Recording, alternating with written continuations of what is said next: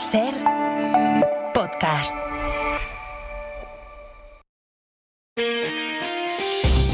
Las 7 de hoy por hoy. Ser podcast.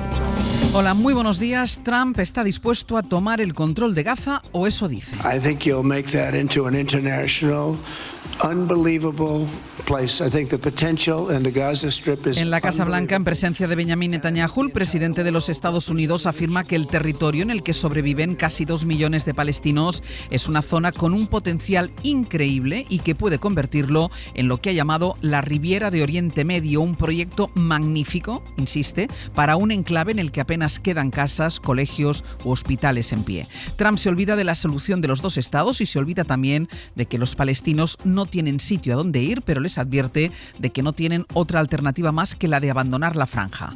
José Luis Astre, hola. Hola, buenos días. will own it and be responsible for dismantling all of the dangerous unexploded Donald bombs Trump and se other postula para weapons. reconstruir la zona, desarticular las bombas sin explotar, eliminar los escombros de los edificios destruidos por las bombas de Israel. En definitiva, para limpiar la zona, que fue la expresión que él mismo utilizó, y convertirla en un proyecto económico y turístico bajo el mando de los Estados Unidos. Su propuesta es que los gazatíes se vayan a Egipto o a Jordania, a los que se ha referido como países con corazones humanitarios. Ha deslizado que Arabia Saudí también podría participar en el reparto, pero todos han rechazado ya esa propuesta. Hamas acaba de asegurar que el plan de Trump le parece absurdo y ridículo, y el embajador de la Autoridad Palestina ante la ONU replica que Gaza es donde está el hogar de los palestinos y que no se irán de allí. A Netanyahu la idea de Trump no le disgusta, cree de hecho que es diferente, que vale la pena tenerla en cuenta.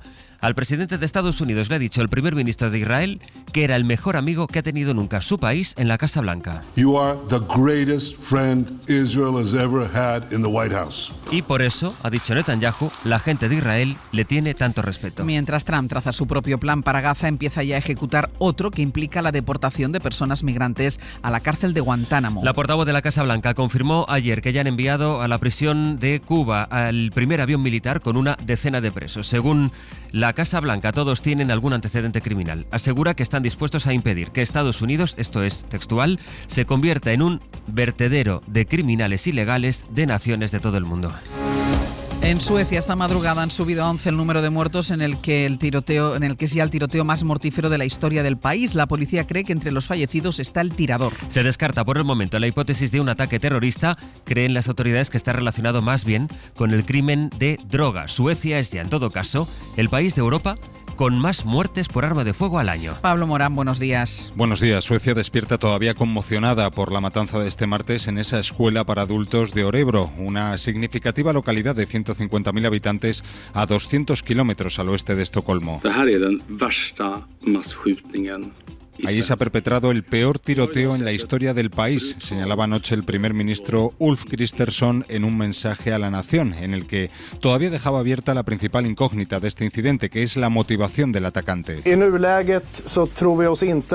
momento, el jefe de la policía local ha admitido que no han encontrado pruebas que les lleven a pensar que se trata de un acto terrorista, aunque dejaba esa posibilidad abierta a la espera de cómo evolucione la investigación.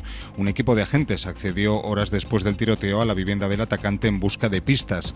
Es una de las víctimas, no estaba fichado por la policía ni constaba ninguna vinculación con algún grupo criminal. Testigos como este también acreditan que no iba acompañado. Suecia afronta un problema de criminalidad creciente desde hace una década por la llegada de bandas criminales armadas al país, un fenómeno al que el actual gobierno no está sabiendo dar respuesta. Hoy por hoy noticias. Así empieza el miércoles, es 5 de febrero. Y aquí en España está por ver cuál es la andadura parlamentaria de la reducción de la jornada laboral a 37 horas y media. Lo que se aprobó ayer en el Consejo de Ministros fue el resultado de un acuerdo alcanzado entre el Gobierno y los sindicatos y del que la patronal ya se descolgó en noviembre. Antes de que el texto llegue al Congreso tiene que pasar por varios órganos consultivos. Y una vez supere esos filtros será cuando vuelva el Consejo de Ministros para aprobarlo como proyecto de ley. De ahí sí irá al Congreso. Isabel Fernández Pedrote, buenos días. Hola Ángeles, buenos días. Es precisamente el motivo por el que ayer ni Carlos Cuerpo ni la propia Yolanda Díaz se atrevieron a dar una fecha para su entrada en vigor. Antes tienen que buscar los apoyos. Junts ya viene avisando que la medida no cuenta con el consenso suficiente y la sitúa en el mismo lugar en el que puso en su día al decreto ómnibus, en el de la negociación. Yolanda Díaz cerraba ayer la puerta a modificaciones en el texto. El texto se sustancia, se aprueba, se publica en el boletín oficial como está, es decir, respetando absolutamente el diálogo social. Ningún presidente en nuestro país juez ha alterado un texto que emana del diálogo social. Solamente tras la recepción de informes técnicos puede sufrir correcciones, digamos, de carácter técnico, no sustanciales de la norma. La patronal reiteró su rechazo. Garamendi y Lorenzo Amor.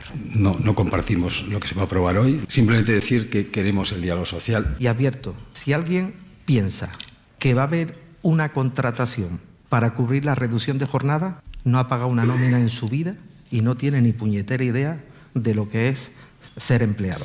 Se aplaudió la medida anoche en Hora 25 Eduardo Abad, que es el presidente de la Unión de Profesionales y Trabajadores Autónomos. Tener a nuestros trabajadores con unas condiciones mejores va a ser mejor para poder competir con las grandes empresas en un mercado que cada vez es más abrupto. En la agenda del día hoy se celebra la tercera jornada del juicio a Luis Rubiales y a otros 4 exaltos cargos de la Federación por las coacciones y el beso no consentido a Jenny Hermoso. Van a declarar testigos que respaldan la versión de la jugadora, entre ellos su hermano o su compañera Misa Rodríguez. Ayer la Fiscalía abrió la puerta a la imputación del seleccionador Luis de la Fuente. Lo acusan de mentir porque dio versiones contradictorias. Se desentendió de las maniobras de la Federación para restar importancia al beso y negó estar en una de las reuniones en las que se intentó coaccionar a trabajadores de la Federación. Hay 3 testigos que lo sitúan allí. Estuvo en la asamblea extraordinaria donde se... Yo no vengo para hablar de ese tema, creo. Perdón, usted viene a hablar de lo que se le pregunta. Perfecto. Uno no elige de lo que va a hablar, viene como testigo a responder a lo que se le pregunte, con la obligación de decir la verdad. El exministro José Luis Ábalos va a volver a declarar como investigado en el caso Koldo por supuestos amaños en la adjudicación de contratos públicos. El juez ha pedido a la Guardia Civil informes sobre su patrimonio. Ya tiene el permiso del Congreso para investigar a Ábalos, así que le cita otra vez el día 18. Podrá imponerle medidas cautelares como la retirada del pasaporte, comparecencias en los juzgados o incluso mandarle a prisión. Cita también a otros 17 testigos, entre ellos su hijo, su expareja o el asesor de la vicepresidenta María Jesús Montero, Pedro Jiménez. El juez que investiga a José Luis Ábalos, su exasesor Koldo García y al comisionista Víctor de Aldama ha vuelto a citar al exministro el 18 de febrero y ya anuncia una comparecencia posterior para valorar la adopción de medidas cautelares personales contra él, entre las que figuran el ingreso en prisión, la retirada del pasaporte, embargos o comparecencias periódicas. Junto a Ábalos declararán entre este mes y el próximo 17 testigos. Leopoldo Puente pide además 2 informes a la UCO, uno patrimonial de Ábalos y su hijo y otro con las comunicaciones de los encausados. Especialmente quiere saber las que mantuvo Aldama con Ábalos y su hijo, pero también con el ministro Ángel Víctor Torres y el secretario de Organización Socialista Santos Cerdán. Por último, a Aldama le da 10 días para que aporte los pisos que, según declaró ante el juez, facilitó a Ábalos y Torres para encuentros con señoritas y si se efectuó algún pago a esas señoritas. Y hay también novedades en el caso de Begoña Gómez. El juez Peinado ha sumado a la causa una imputación más. Es la asesora asignada a la mujer del presidente del Gobierno en la Moncloa. Se llama Cristina Álvarez y ya declaró como testigo en diciembre. Ella reconoció que lleva la agenda personal y profesional de Begoña Gómez. Entonces Peinado rechazó imputarla, pero ha cambiado de parecer. Ahora cree que pudo cometer delitos de tráfico de influencias y corrupción en los negocios. Miguel Ángel Campos. El juez Peinado imputa a la asesora de Moncloa, Cristina Álvarez, en un auto con nula fundamentación jurídica, en el que no expone las razones en contra del proceder habitual de los jueces. Peinado solo dedica en su escrito una línea. Dice que tanto de la declaración que prestó como testigo, así como de las diligencias practicadas, se permite colegir su imputación, tal cual. No expone por qué. Cristina Álvarez, que hacía labores de secretaria personal de Begoña Gómez, declaró ante el juez que envió los emails de la esposa del presidente a los patrocinadores de su cátedra porque entre sus funciones también se encontraba el llevar la agenda privada de Gómez. Ni la Generalitat ni el Ayuntamiento de Barcelona descartan comprar el edificio de la Casa Ursola. Es una de las opciones que están sobre la mesa después de que el desahucio previsto para el viernes pasado se pospusiera por segunda vez y tras el comunicado del actual propietario que deslizó el lunes que acabaría poniendo el edificio en venta. Por ahora, inquilinos y propietarios están centrados en la negociación. Radio Barcelona, Soledad Domínguez. Tanto el Gobierno catalán como el Ayuntamiento se muestran prudentes, reconocen sí que es una posibilidad que ejerzan el derecho de tanteo y retracto y acaben comprando el edificio si el propietario, como ha anunciado, lo pone en venta, pero insisten en que aún no estamos en ese escenario, que ahora hay que esperar a ver qué ocurre con la mediación que está en marcha. Son la portavoz del Gobierno, Sílvia Paneque, i l'alcalde de Barcelona, Jaume Collboni. Es descarta la compra en general i l'opció tanteig i retracte. La mediació està fent el seu camí i un cop tinguem les diferents alternatives, trobar la millor solució. La próxima fecha de desahucio para Josep ha quedado fijada para el 18 de febrero, aunque el ayuntamiento confía en que encontrarán una solución antes de esa fecha. Bruselas y Londres continúan acercando posturas, tanto es así que ya han anunciado la primera cumbre entre el Reino Unido y la Unión Europea desde el Brexit. Será el próximo 19 de mayo. Y la presidirá el primer ministro británico, Keir Starmer, con el objetivo de resetear, dice, las relaciones bilaterales.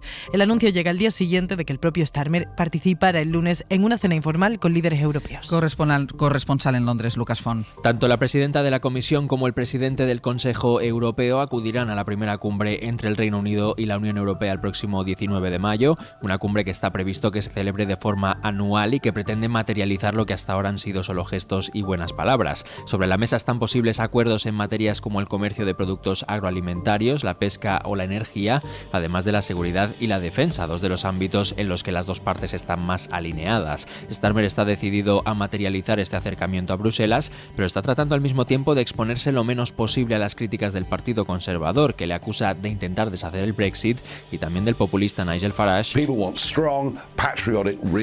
quien ha pedido un liderazgo fuerte y patriótico. Su partido, Reform UK, no ha parado de subir en las encuestas desde las pasadas elecciones y ha superado esta semana al Partido Laborista como primera fuerza en intención de voto.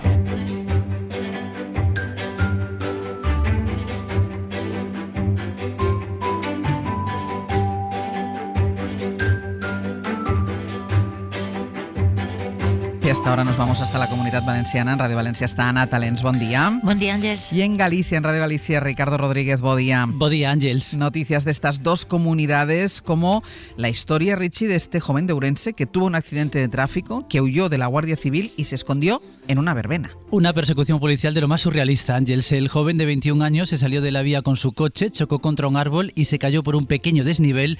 Cuando la Guardia Civil llegó al lugar del siniestro, alertada por varios testigos, no había ni rastro del conductor del coche ni otros ocupantes del vehículo. Eran las 3:30 de la madrugada.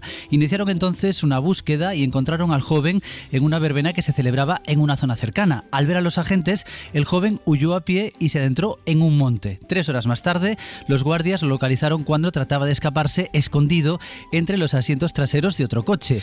¿Y por qué tenía tanto interés este joven en escaparse de la Guardia Civil? Pues porque no tenía carnet de conducir y ahora se enfrenta a un delito contra la seguridad vial con penas de cárcel.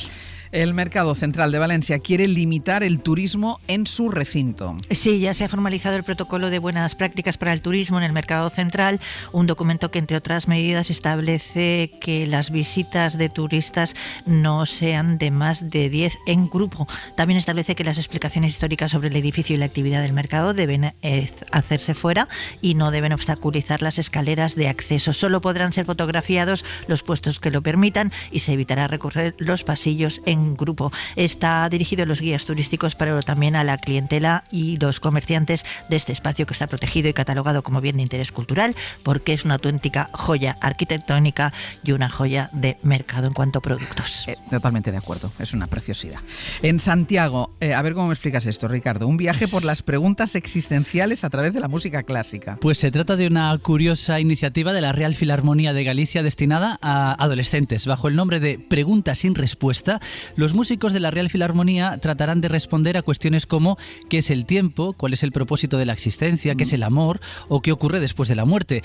Reflexiones que lanzarán al público, que son chavales de ESO y bachillerato, a través de la mirada inconformista de compositores como Mahler o Beethoven, que van a ser recreados con inteligencia artificial y con los que podrán charlar durante el espectáculo esos chavales, un espectáculo que podrá verse esta misma semana en el Auditorio de Galicia aquí en Santiago. Bueno, y la Feria Internacional del Libro de Guadalajara en México dona 75.000 euros al sector del libro valenciano afectado por la Dana, Ana. Sí, la idea es que los libros ayuden a los libros. La Feria Internacional del Libro es una iniciativa de la Universidad de Guadalajara y es la segunda universidad de México, y la feria es la principal feria de libro iberoamericano, la segunda mayor del mundo. En su edición del año pasado, que se celebró en diciembre, España fue el país invitado y el rector de la Universidad de Guadalajara, Ricardo Villanueva, anunció que la recaudación de un día de la feria se entregaría a Valencia para atender al sector del libro damnificado por la Dana. Los beneficiarios de estas ayudas son 43 editoriales, 11 librerías, 10 bibliotecas públicas municipales y 45 bibliotecas de centros escolares. Ana, Richie, gracias. De nada. Hasta Adiós, luego. Un beso.